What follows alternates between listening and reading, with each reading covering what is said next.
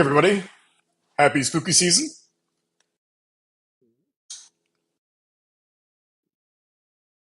October, everybody. It is October, so that means two things.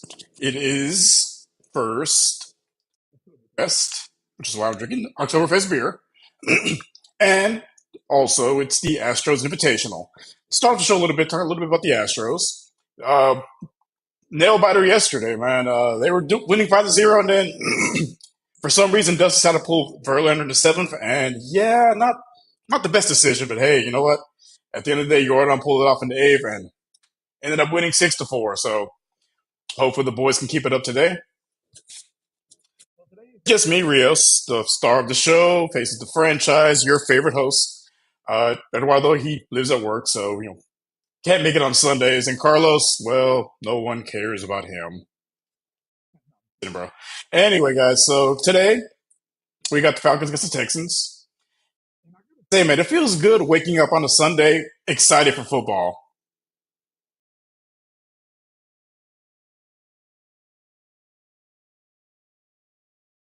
Second,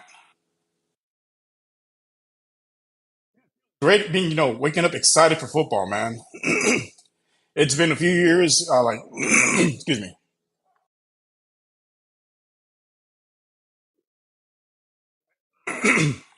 Last few years waking up on Sundays, not super excited for football is basically torture. So these last couple of weeks, waking up excited for football, it feels great, man. It takes me back to when the team was actually, gave me hope. And I've been pretty optimistic as far as this team goes. I know my other co-hosts, they were, not as optimistic as I was, but they're starting to see the vision, and the people in the national media are starting to see the vision also. And it feels pretty good being right sometimes, man. But yeah, so we got the 2-2 Falcons against the 2-2 Texans. This is going to be a pretty good test because these are two contrary teams. Like the Falcons are very good against the pass, not so much against the run. Versus Houston, they're not very good against the run, but they're very good against the pass. But today, as far as our secondary goes, Falcons, they're one of the lower passing teams. They're only averaging about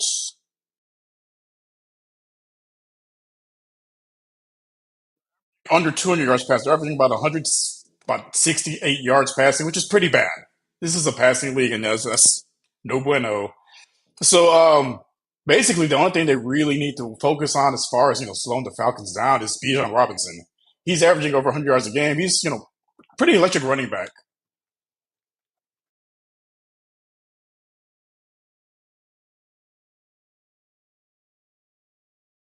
As we've seen the last couple of weeks, we've had some issues containing the edge. So I think if the Texans can contain the edge, that'll definitely help, definitely give us the one up on them because Kyle Pitts and Drake London, they're basically just doing cardio out there.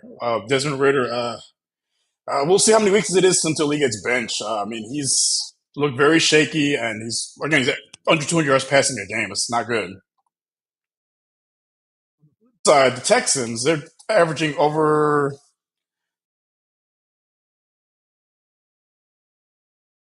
They're averaging about 300 yards passing, which is phenomenal, especially coming from a rookie quarterback behind the makeshift O line.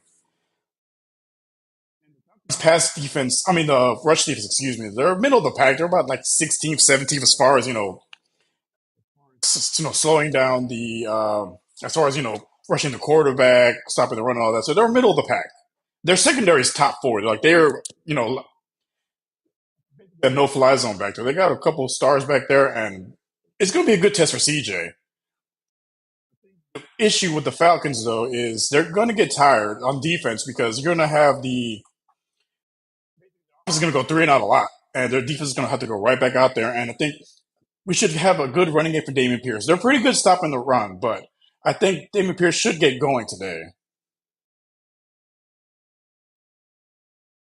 He's very good as far as rushing the ball. Averaging about 391 yards, as an offense, just great. But 300 of that is from the passing game. Over 300 is from the passing game, and under 90 is about the what we're doing as far as rushing, which is not great. As long as we're winning, it's all that matters, really.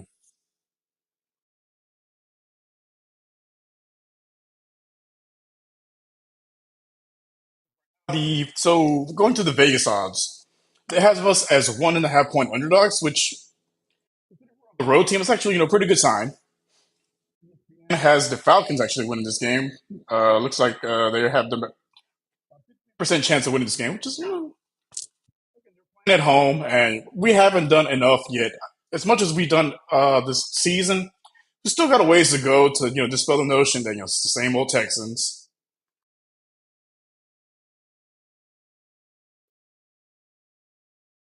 Look forward to them to proving a lot of people to be wrong. They had us basically winning 3 or 4 games, not looking very good, and we've done the complete opposite. And hey, man, it's been fun to watch.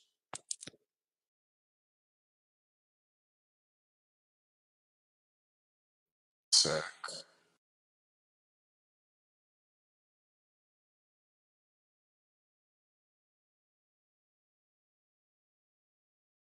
around the league, looks like so I predicted that Buffalo and Jacksonville was going to be game, and I had the Jaguars winning that one. Actually, looks like they're up ahead, just because Buffalo, they're not used to traveling to London, and Jacksonville's been there for a week now, so they had a little bit of a edge on that in that regards, and it looks like it's paying off for them so far. Very low scoring game, so 11-7, which pretty pretty ugly game out there, but I think Jacksonville pulls it off in the end.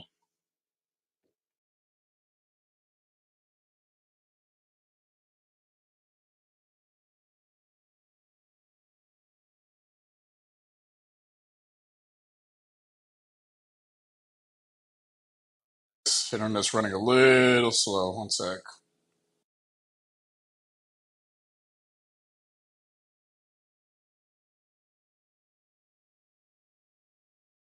Actors looks like we got a couple guys coming back on the offensive line, which is great news for CJ's. Had plenty of time with the backups to the backups. So having Tunsil out there, Howard out there, Drew Scruggs out there should give him even more time. But I think the bigger thing with those guys coming back is they're going to open up more running lanes for Damian Pierce. The reasons he struggled a little bit is just because our I mean, the pass block has been great the last couple of games, but the run blocking needs a little work. And I think that's one of the reasons they're moving Titus to guard and keeping Fan at right tackle. We don't really have a serviceable guard to of of Green that just looks like he's going to be out for the season as well.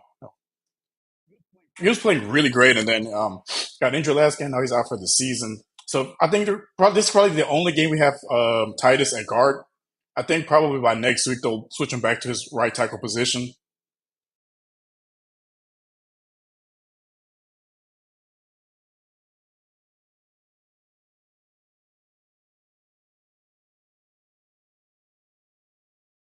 Uh,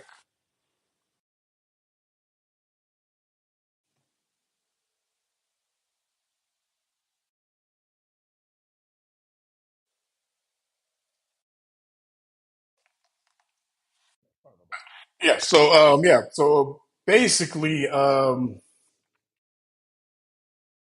so going speaking for the Falcons, the way they can slow down the Houston team, main thing is try to get some pressure on CJ. Again, they're middle of the pack as far as rushing the passer, so that's going to be a bit of a challenge for them. Their secondary, they might be able to bait him into making some bad throws. I predict today probably be his first time throwing an interception.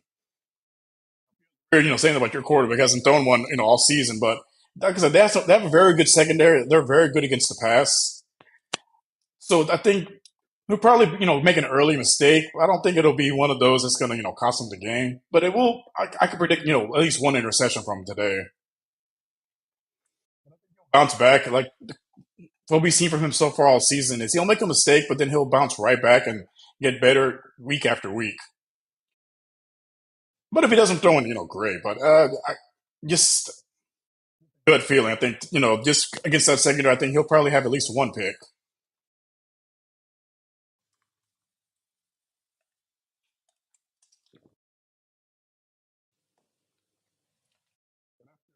So other than that, and having those, deep passing, having the starting, lineback, most of the starting linebackers get to open some more holes. Damian Pierce, I think he's going to have a breakout game this week. He had over 100 yards last week, but it was like under 4 yards a carry. I think this week at least 4.5 yards per carry. Like he's going to have, it's going to look like he did last year. He's going to have more running lanes, and you have the threat of the pass now, so it should take some of the burden off of him and some get a couple touchdowns on the board as well. The league so far. Look at some of the other games today. We got the Giants against Miami. Oof. You got the number one scoring offense against the number 32 scoring offense. That's cool. New Orleans against New England. Eh. I'm gonna go with New Orleans in that one just because New England, they look like they're in free fall right now. Bengals in Arizona. That one's a little curious to see how Burrow holds up. He's looked pretty bad the last couple of weeks. I think that calf injury is a little bit worse than they're letting on. He doesn't want to sit, so we'll see how he does, especially now without T. Higgins. But they should still pull off the win. But Arizona's been playing pretty well. Everyone was saying they were going to tank. They've actually been in every game so far, and they've those guys playing hard. I'll give them that. And we got Philly and the Rams. Philly should pull that one off. Minnesota. The Chiefs are rolling right now, so that should be a good win for them. Minnesota, man, they're about to blow that whole thing up. In that game, Dallas against San Francisco, that should be a good one. You got two top defenses and two high scoring offenses. That should be a good. That should probably be that'll be the game of the week. The Niners on that one, just because I can't say anything nice about South Oklahoma.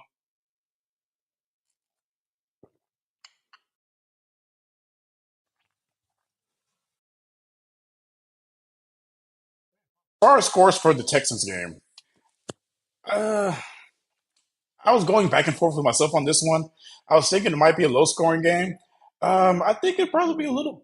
It'll probably be close early, but I think the Texans put them away by halftime, and then they'll just cruise to the end.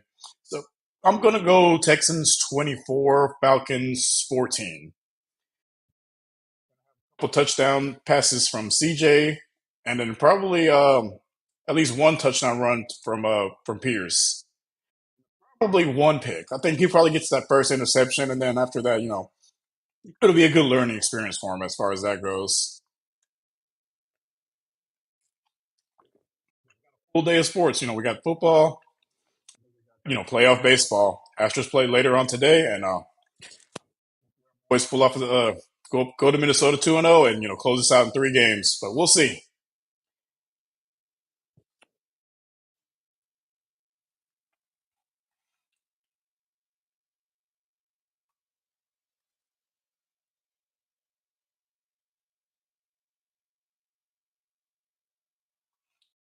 The comments.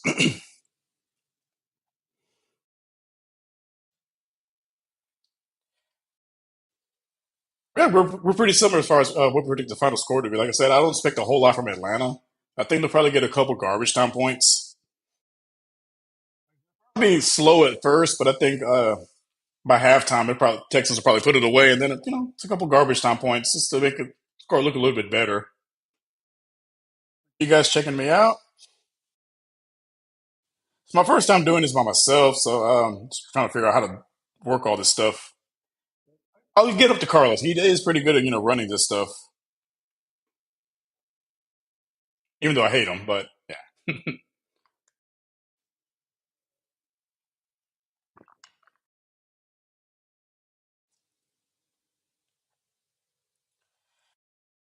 but yeah, guys, that's just going to be it for today. I will be back at the post game to see if basically go over some post game analysis, see if how my prediction stood up to the final score.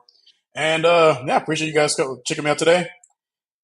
Guys, follow us on all the socials at JustFans22, on IG at JustFansPod. You guys enjoy the rest of your Sunday. Peace.